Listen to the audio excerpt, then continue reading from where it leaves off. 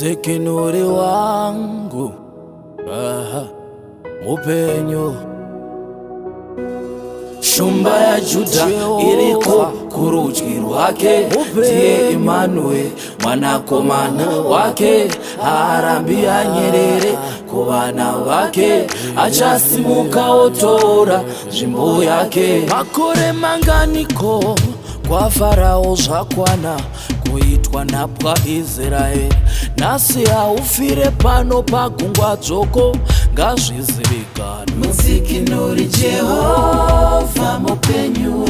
Goriati hokoyo nechikomana David chekumafuro chakazvidzika, urungudo yacho muchanza ngazvizivikanwe. Mudzikinuri Jehovah Mupenyu. Jerubari Gideoni vari zvuru kudaro vangazvikudza, enda navo pamvura ndivaedze vave 300 chete, zvizivikanwe.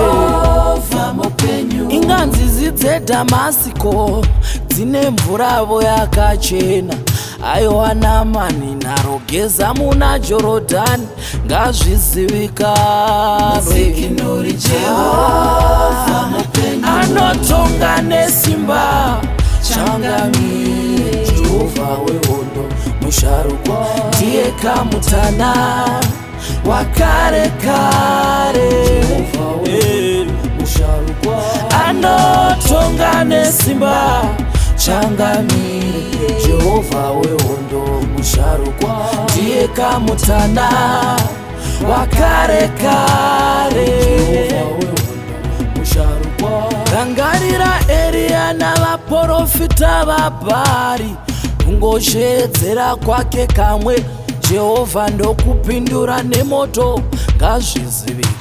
Mudzikinuri Jehovah Mupenyu. Maune here Shadreki, Misheki, Obediniko, kushayiwa hanya kusashumira vamwari vangu ngazvizivikanwe. Mudzikinuri Jehovah Mupenyu. Kristu achigere kuzvarwa wakangorindira, hanzi ndinoshayiwa nondewedzera mudziva, handicho chikonzero asi ngazvizivikanwe. Mudzikinuri Jehovah Mutumbi waRazaro wanga watova namazuva uri mubwiro, Jesu achitoziva rufumurawo washe asi ngazvizivikanwe. Mudzikinuri Jehovah Mupenyu. Shumba ya Juda iriko kurudyi rwake, ndiye Emmanuel mwanakomana wake. Harambi anyerere ku bana bake, achasimuka otora nzvimbo yake. Anotonga nesimba changamire, Jehovah wehondo musharukwa, ndiye kamutana wakare kare. Anotonga nesimba changamire, Jehovah wehondo musharukwa, ndiye kamutana wakare kare. Iko zvino izvi ini ndakawira pasi, muvengi wangu opembera, mufaro wake ave mazuva overengeka ngazvizivikanwe. Tarisai ndiri panhovo, chirwere ndakanzi hachirapike, ndiSatani nyoka yakare, murevi wenhema ngazvizivikanwe.